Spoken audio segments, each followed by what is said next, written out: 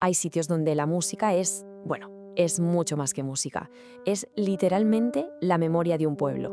Hoy nos vamos a meter de lleno en uno de esos lugares, un pequeño municipio llamado Herrera, para intentar descifrar el origen de una tradición musical que sus propios habitantes estaban convencidos de que era única en el mundo.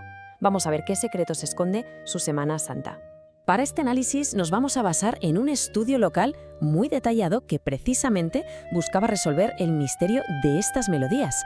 Y es que durante generaciones en Herrera se ha contado una historia muy, pero que muy concreta sobre su música. Una historia de orgullo y sobre todo de exclusividad. Esta es la idea central, la que ha pasado de abuelos a nietos, de músico a músico. La creencia de que esas piezas tan solemnes que suenan en las procesiones no existen en ningún otro lugar del planeta. Un verdadero tesoro sonoro que era solo suyo. Y claro, aquí es donde nos hacemos la gran pregunta, la que lo empieza todo. Si esta música es tan exclusiva, ¿de dónde sale? ¿Cómo pudo nacer algo tan particular en un sitio tan concreto? Venga, vamos a empezar a tirar del hilo.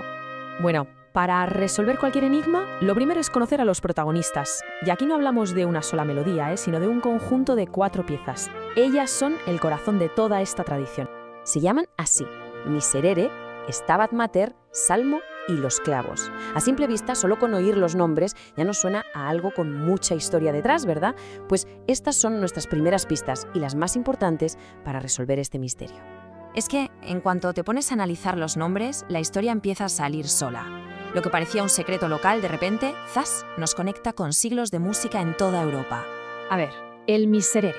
Pues resulta que de exclusivo tiene poco. Es una de las piezas litúrgicas más famosas que existen, basada en el Salmo 50.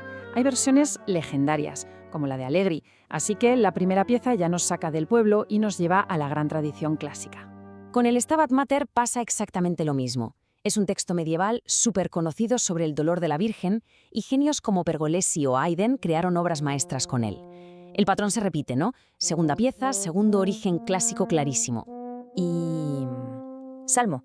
Bueno, el nombre no engaña. Se refiere a los textos del Antiguo Testamento, que son la base de casi toda la música sacra occidental. La clave de todo esto es que 3 de las 4 piezas de Herrera están directamente enchufadas a un patrimonio musical gigantesco. Pero ojo, aquí llega lo interesante. La cuarta pieza, Los Clavos. Esta rompe el patrón. A diferencia de las otras, no la encuentras en los libros de historia de la música. No tiene un referente litúrgico claro. Esta sí que parece ser la pieza local, la que mantiene vivo el misterio. Y el misterio se complica un poco más, porque no solo se trata de qué música es, sino de cómo se interpreta. Porque aunque sus raíces sean claramente vocales, en Herrera la tradición hoy en día es otra cosa. Fijémonos en la contradicción, que es brutal. La historia nos dice que esta música se compuso para ser cantada, pero en Herrera lo que oyes por las calles son clarinetes, trompetas, bombardinos. ¿Qué pasó aquí? ¿Cómo se perdió la voz por el camino? Y la pista clave, una vez más, nos la da la pieza más rara, Los Clavos. Es la única de la que se conserva una letra. Un texto que, según cuentan, los más mayores cantaban hace mucho tiempo. Esto es una prueba de fuego que sugiere que en su origen toda la tradición pudo ser cantada. Así que la teoría que se montó tiene bastante lógica. Es una especie de evolución. La música llegó al pueblo siendo cantada, seguramente dentro de la iglesia. Pero claro, para sacarla a la calle, a las procesiones, hacía falta más volumen. Se adaptó a instrumentos de viento. Y con el tiempo, esa función instrumental se comió la original y las letras, pues se olvidaron. Todas menos la de los clavos. Y esta teoría, la verdad, encaja como un guante con la historia del pueblo. La iglesia es del siglo XVII, las hermandades importantes del XVIII, en pleno barroco, que es justo el estilo de la música. Todo apunta a que la tradición nació ahí, a principios del 1700. Vale, hasta este punto la historia era coherente, ¿verdad? Música culta que llega a un pueblo, se adapta y se convierte en algo único. Esa era la conclusión del estudio original allá por el año 2000. Pero entonces ocurrió algo que lo cambió absolutamente todo. El mismo investigador que había formulado esa teoría volvió a revisar el tema 2 décadas después. Pero ahora tenía una herramienta que antes no existía, Internet. Y lo que encontró en la red, bueno, hizo saltar por los aires la creencia más sagrada del pueblo. El descubrimiento fue increíble. Empezó a buscar y encontró vídeos, grabaciones de pueblos de la comarca, Estepa, Puente Genil, Baena. Y allí estaban. Sonaban melodías que eran sorprendentemente parecidas a las de Herrera. Algunas, de hecho, eran prácticamente idénticas. La conclusión fue un golpe, pero a la vez fue fascinante.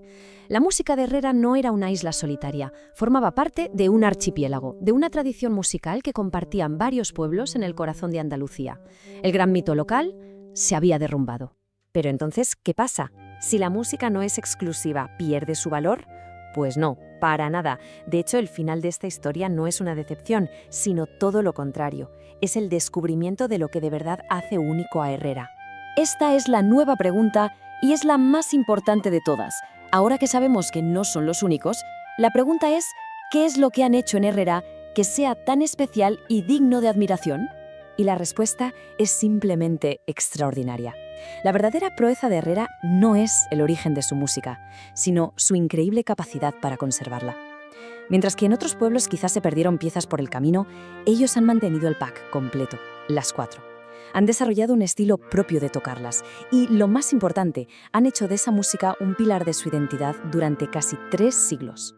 Este disco, que se grabó en el 2000, es el símbolo perfecto de ese esfuerzo.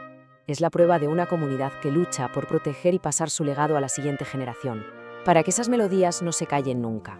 La historia de Herrera al final nos deja una reflexión muy potente. A menudo, el valor de una tradición no está en ser la única del mundo, sino en la pasión de la gente que la ha mantenido viva contra viento y marea. Quizá nos invita a todos a escuchar con un poco más de atención la música que tenemos cerca, porque a lo mejor nos está contando una historia increíble que ni siquiera sabíamos que existía.